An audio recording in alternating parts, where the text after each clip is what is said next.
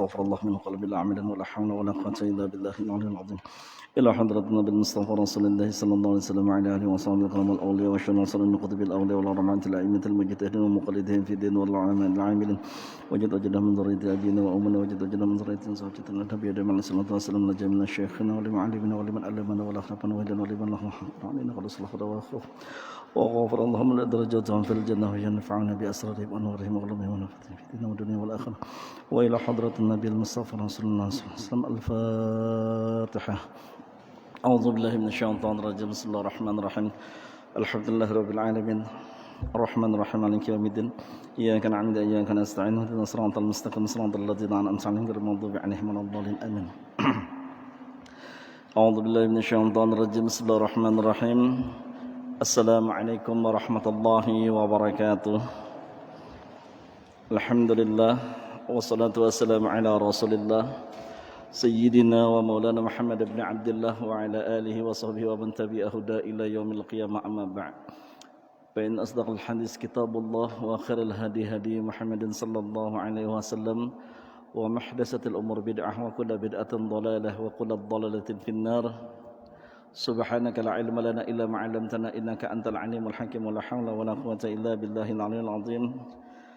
قال رب اشرح لي صدري ويسر لي أمري واحلل عقدة من لساني يفقهوا قولي. رب يسر ولا تعسر وبالتمم بالخير وبجدنا علم آمين. Bismillahirrahmanirrahim. Segala puja dan puji kepada junjungan ribaan kita Nabi besar Muhammad sallallahu alaihi wasallam. Bapak, Ibu, saudara sekalian yang dimuliakan oleh Allah Subhanahu wa taala.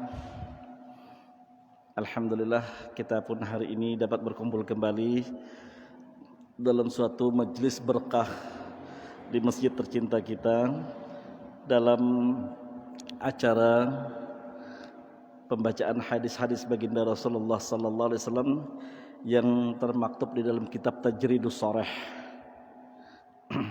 yang oleh Imam Al-Jabidi Husain Ibn Mubarak dirangkum atau diringkaskan dari kitab Imam Bukhari. Bapak dan Ibu saudara sekalian, yang pertama juga ingin saya sampaikan bahwa permohonan maaf atas keterlambatan datang. Ulun sebenarnya handak sebelum maghrib datang kemari berjemaah lawan pian, tapi terkadang ada hal-hal yang malah ulun terlambat. Misalnya ada tamu datang, tamu tadi sampai jam 6 lewat. Jadi belum ulun mandi, belum ulun lagi yang lain.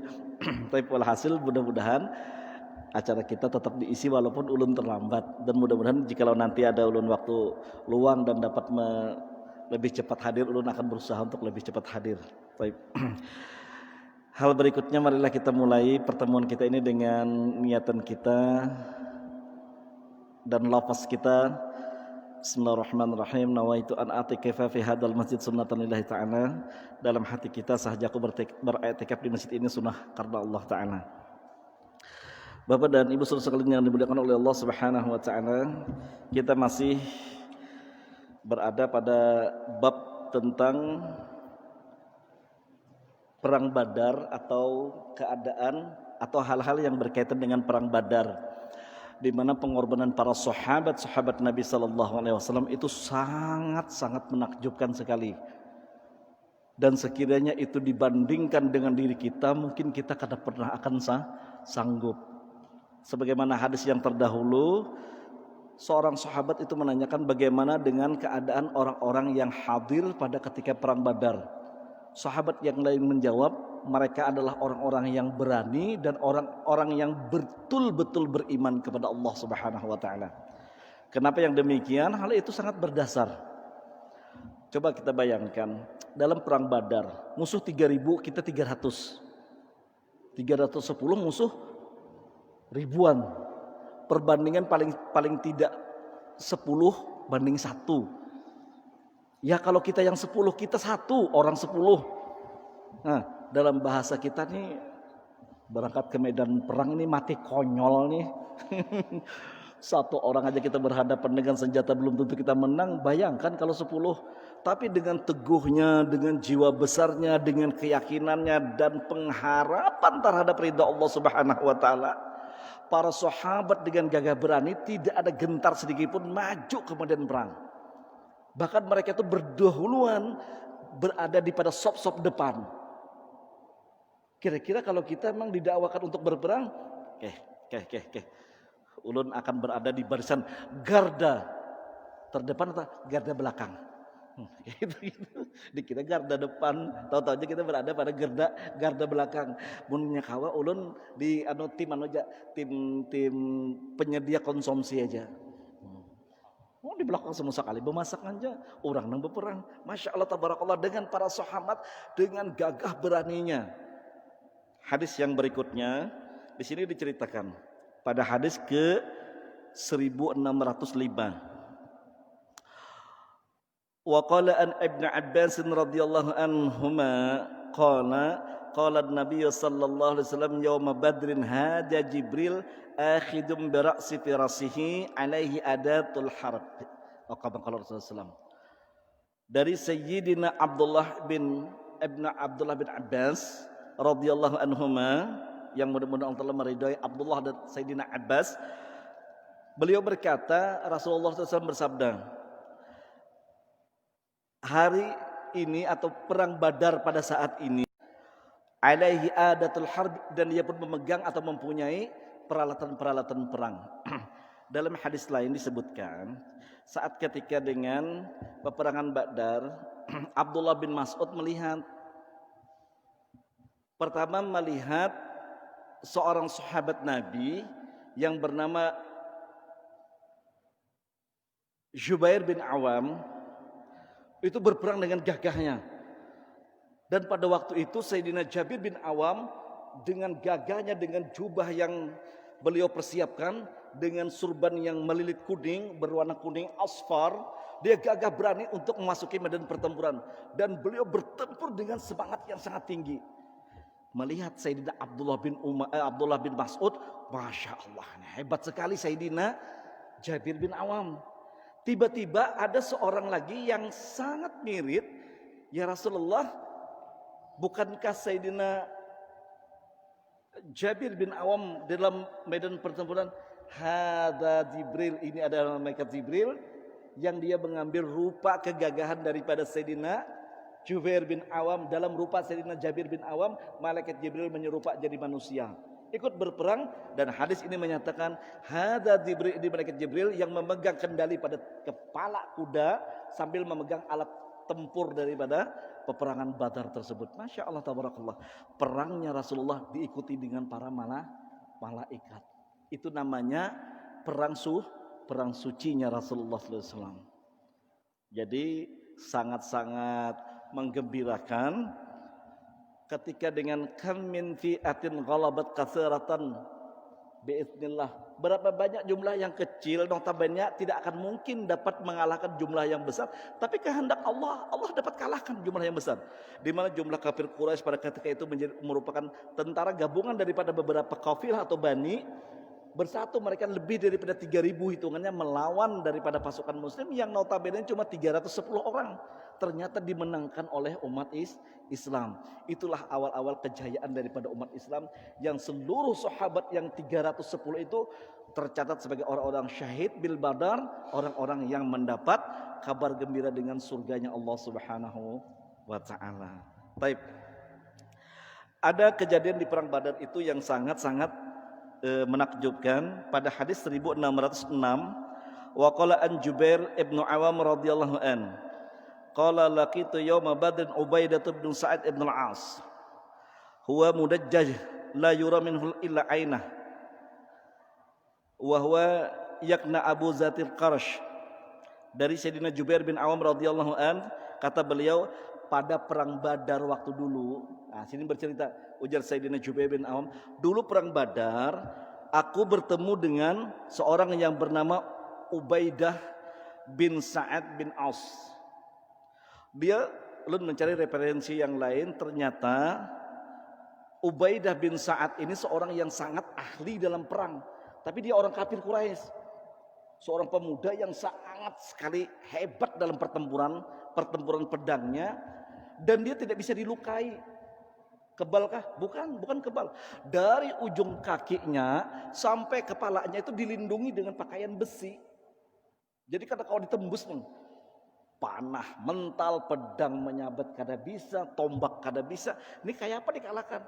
Dan dia banyak sekali membunuh umat Islam karena susah untuk dilukai.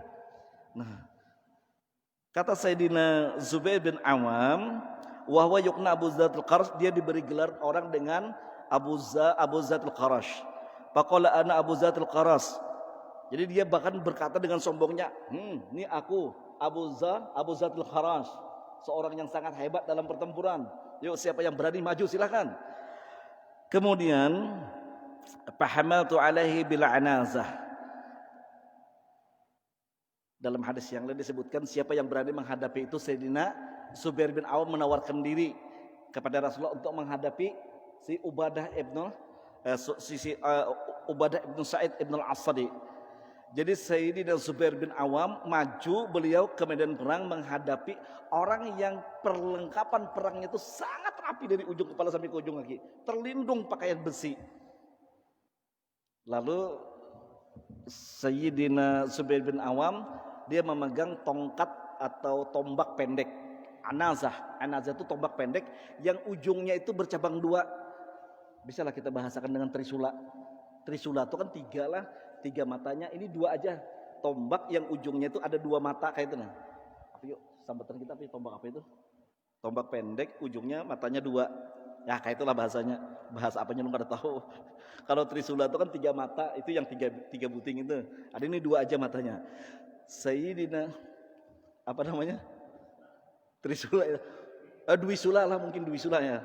Dua mata. Jadi Sayyidina Zubair bin Awam maju ke medan perang dan menghadapi daripada Ubadah bin Sa'id. Bertempur. Pada akhirnya fata'antuhu fi aini, dalam hadis yang disebutkan ketika itu Sayyidina Zubair bin Awam melihat kelemahan daripada Ubadah ibn Sa'ad. Apa? Dari ujung kaki sampai ujung kepala tertutup pakaian besi, ternyata itu ada terbuka sedikit untuk kalau tertutup berarti ada kau melihat lagi musuh. Jadi ternyata ada bagian matanya yang terbuka sedikit, dan itulah yang diincar oleh Sayyidina Zubair bin Awam. Fata'antuhu fi ainihi, dan aku tombak sekali tombakan pada matanya dan mengenai sehingga tembus ke belakang, famata. Kemudian si Ubaidah bin Sa'ad bin Aus mati pada ketika itu. Saking kencangnya beliau menombak itu, qala laqad wada'tu rijli alaihi, ketika aku mencabut tongkatku itu sangat keras sekali sehingga dengan aku letakkan kakiku di atas tubuh mayat tersebut, aku cabut dengan keras. Summa tamaktu, kemudian aku mencabutnya. Fakanal jihad an nazatuhu wa qadin thani tarafaha. Aku sangat bersungguh-sungguh kali mencabut itu dengan sangat kencang sekali mencabut, dan aku injak mayat tersebut sehingga terlepas tombakku dari sana sampai mata dua tombak tersebut pengkor. Bahasa kita tuh apa ya pengkor itu? Bahasa Indonesianya apa? Ya bengkok. Orang Indonesia kita kan TV paham bahasa Indonesia. Sampai kedua mata tersebut bengkok dilepaslah. Kemudian setelah peperangan usai, Rasulullah mendengar cerita tersebut.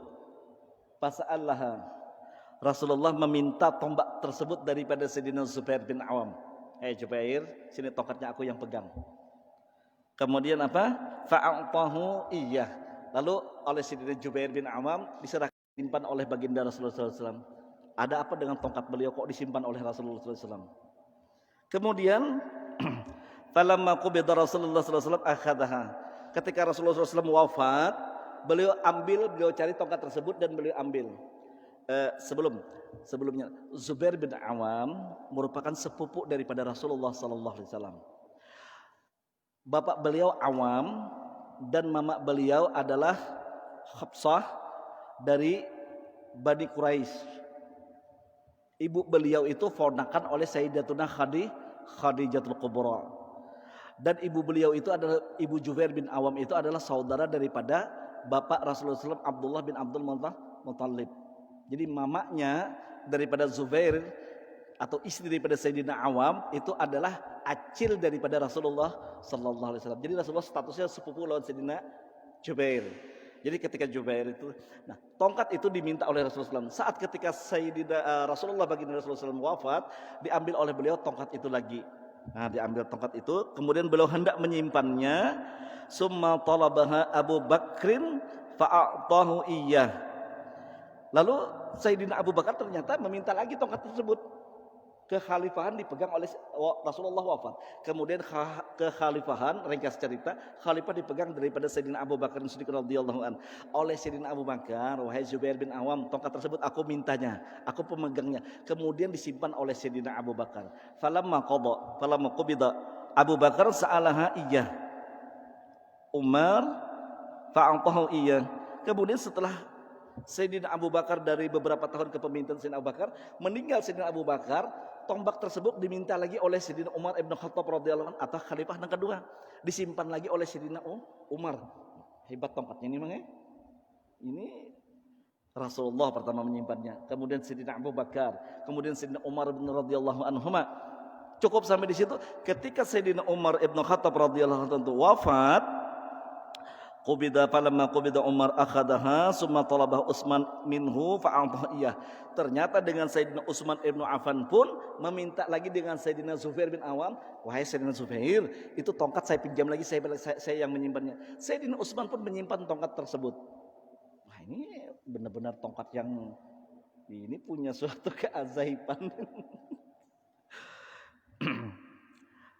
Falamma qutila Utsman, manakala terbunuh Sayyidina Utsman Ibnu Affan radhiyallahu an, waqat inda Ali mendapat fitnah, lalu kemudian mereka membunuh daripada Sayyidina Utsman Ibnu Affan radhiyallahu an. Yang pada saat ketika dibunuh Sayyidina Utsman qiraatul Quran, sedang membaca Al-Quran. Beliau sedang membaca Al-Quran, kemudian rumahnya dikepung oleh istri beliau yang muda, Rumaisa. Istri beliau Rumaisa yang muda lah cil, istri Sayyidina Utsman. Ketika itu Sayyidina Utsman berumur 81 tahun. Istrinya berapa? Kebalikannya 18 tahun. Sayyidina Utsman 81, dapatnya yang 18. Tapi dengan Sayyidina Utsman itu seorang yang sangat gagah, sangat seorang yang ya, apalagi beliau kan materinya, kekayaan Sayyidina Utsman itu banyak sekali.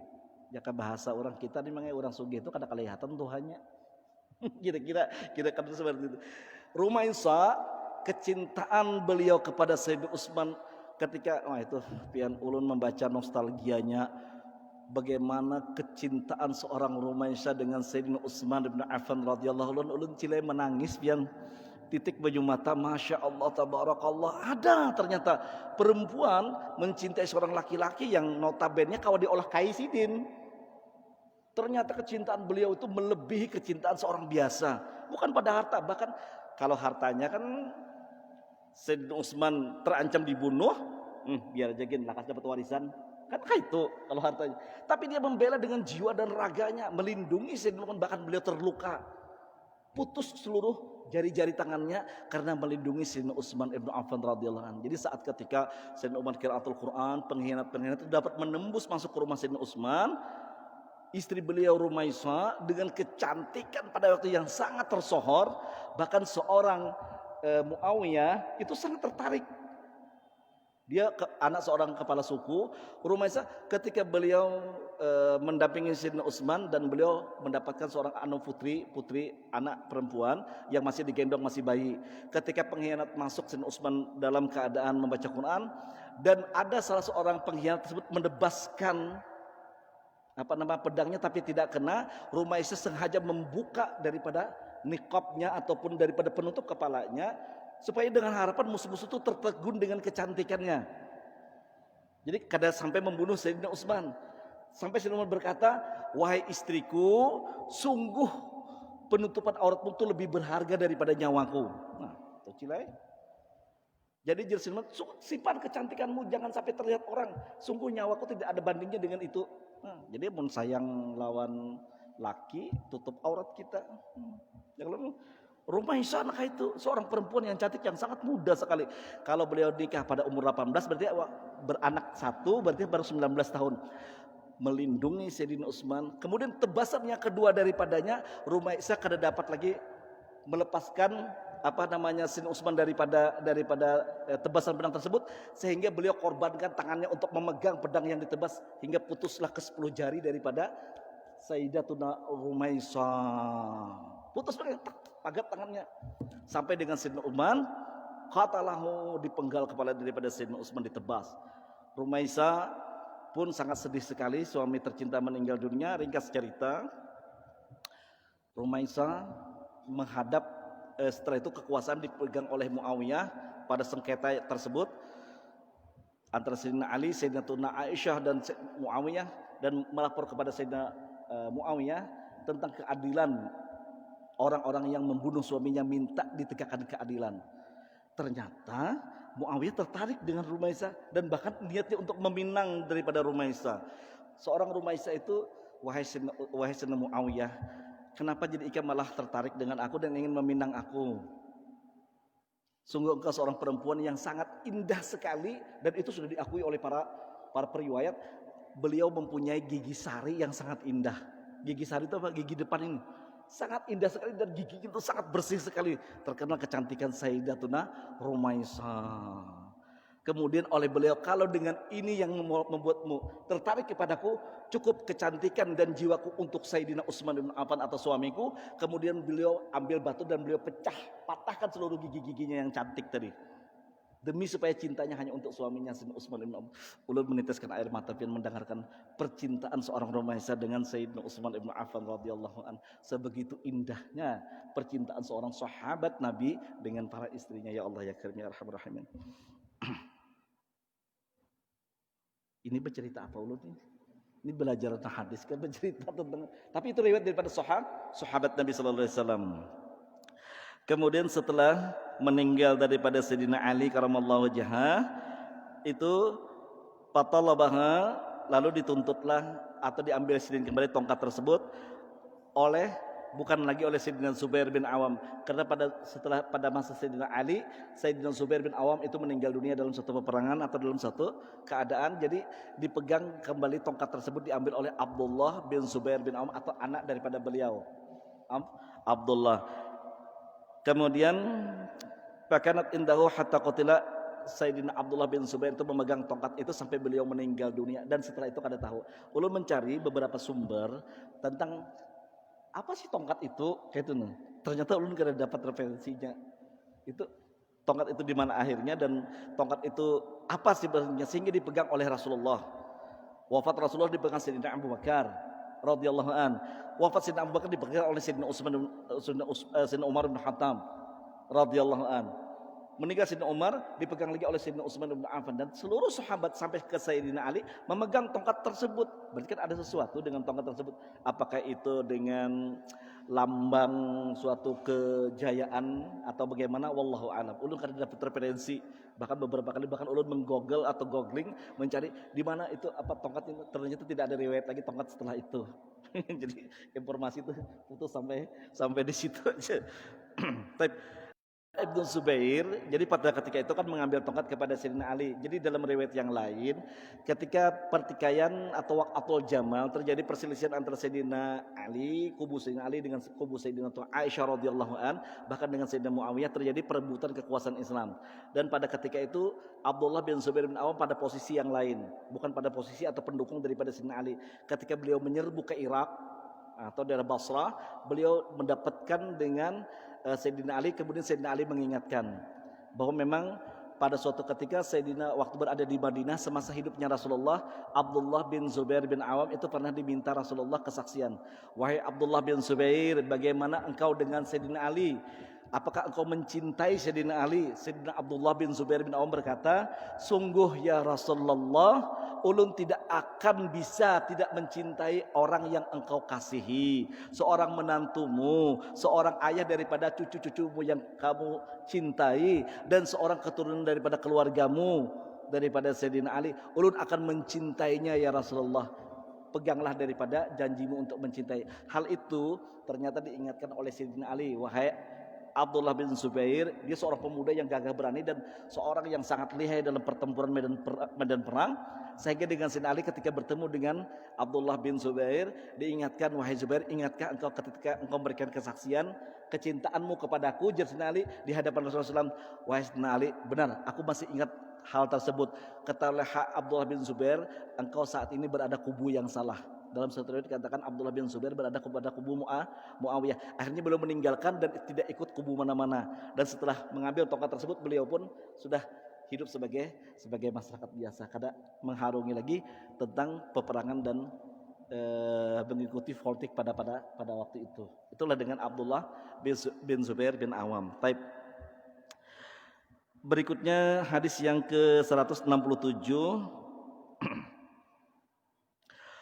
Wa an Rabi' binti Muawiz radhiyallahu anha, daripada Sayyidina Rabi' bin Sayyidah Rabi' binti Muawiz radhiyallahu an, qalat, dia berkata, dakhala alayya Nabi sallallahu alaihi wasallam, ketika itu baginda Rasulullah SAW datang menemui aku, kata beliau. Pesta pernikahanku. Wa Zuwairiyat, dan para perempuan-perempuan yadribna bid-duf, dia memukul terbang. Nah, itu. Ini mungkin karena ulun ada sedikit mengkaitkan tentang masalah perhukuman, masalah terbang. Jadi ketika perkawinan Rabi' binti Muawiz, Rasulullah kadang melarang, bahkan kadang menegahkan perempuan-perempuan muda, perempuan-perempuan bujangan dengan terbangnya, memukul terbang sambil bersyair.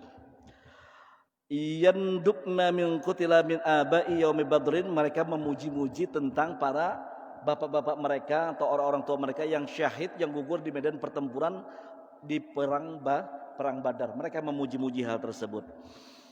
Hatta, jadi memukul terbang di dalam pernikahan. Ulun selesaikan dulu hadisnya. Hatta qala Zariyah, sampai seorang gadis atau seorang perempuan berkata atau bersyair, wa fina nabiyyun ya'lamu ma fi ghad, dan di antara kita ada seorang nabi yang mengetahui hal-hal yang belum terjadi besok. Apa kata baginda Rasulullah SAW? Faqala Nabi SAW, Rasulullah SAW berkata, la taquli hakadha, jangan engkau berkata demikian.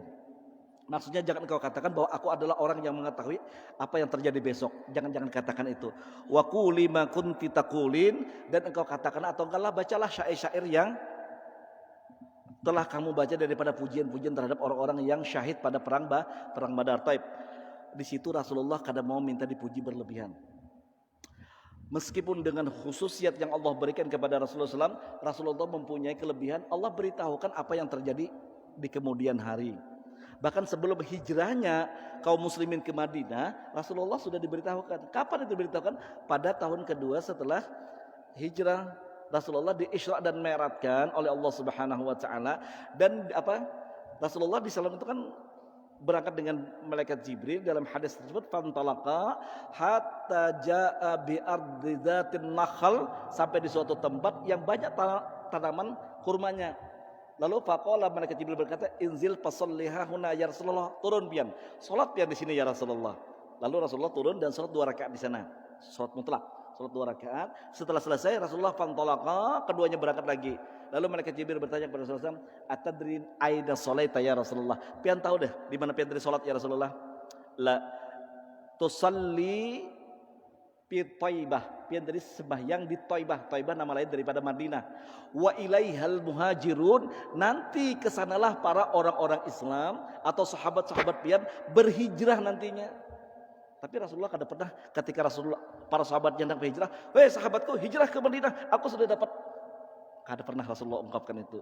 Jadi berjalanlah pada malam Isra dan Mi'raj. Jadi hal-hal seperti itu kita percontohin.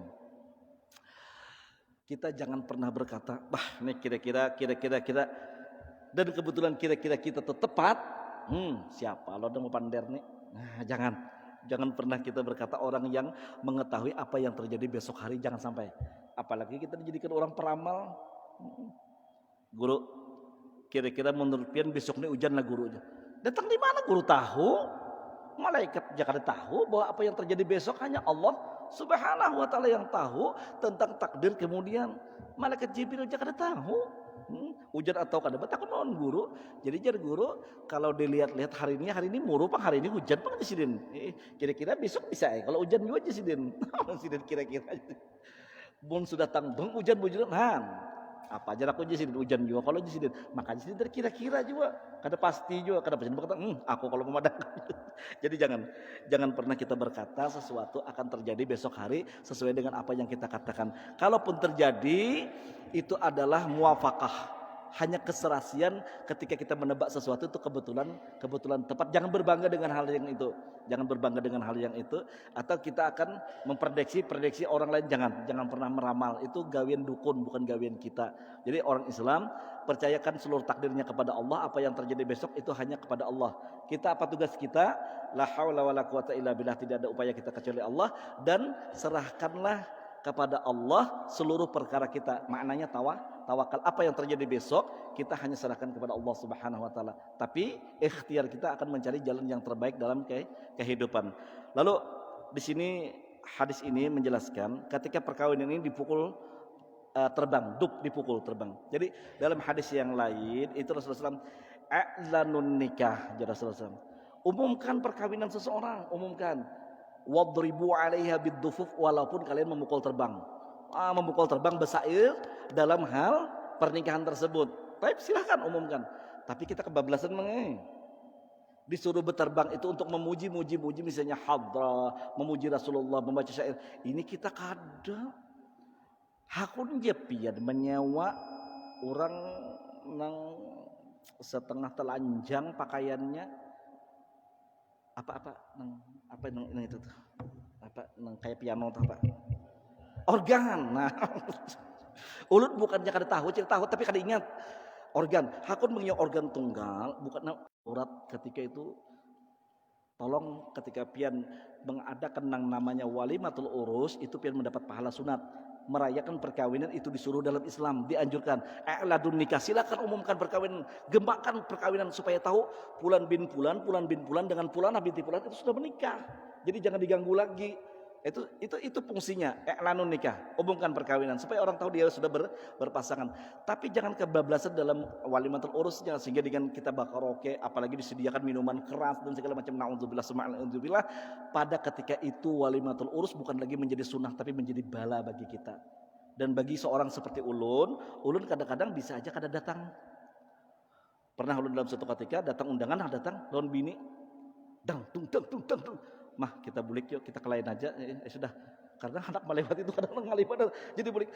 Apalagi lu pernah naudzubillah ketika kita lewat orang organ tunggal namanya nyanyinya tuh ya Allah masya Allah tabarakallah, kita berjoget di hadapan kita bahkan kada karuan jadinya. Nang ulun lihati mengenang tuha-tuha kau tujuh pernah di hadapannya melihatin behemat ini tontonan gratis. Ini mah maksiat, jangan pernah ada yang seperti itu. Jadi wadribu 'alaiha biddufuf, silakan pukul terbang untuk melaksanakan perkawinan tersebut. Tapi penggunaan terbang itu sayogianya harus lebih memahami istilah hukum. Memang terbang di dalam Islam kada dilarang.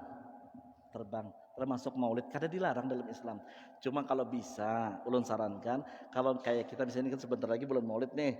Nah, bulan jadi kita pukul terbangnya atau main terbangnya di luar masjid aja. Acaranya di dalam masjid itu lebih indah karena rumah Allah itu jangan sampai ada gema-gema musik yang ada di dalamnya. Sayyidina Abu Bakar radhiyallahu anhu pernah mendengar tentang lantunan syair seorang perempuan.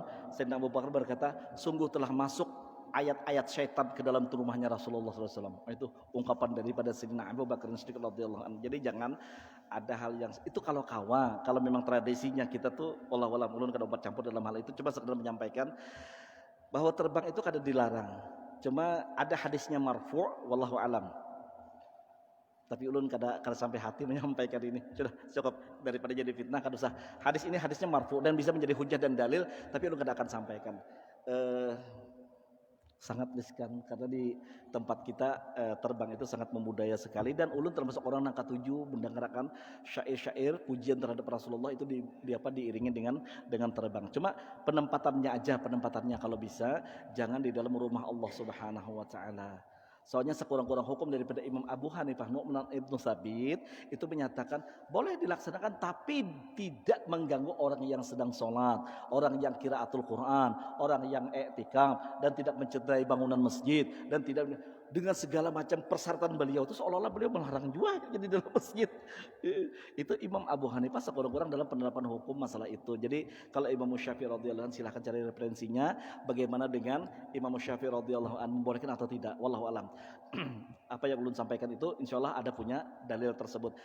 Dan seorang Imam Yahya Ibnu Syaraf An-Nawawi atau jadi nama Imam Nawawi, kita rancang Imam Nawawi. Nama beliau adalah Yahya Ibnu Syaraf An-Nawawi. Yahya Ibnu Syaraf An-Nawawi.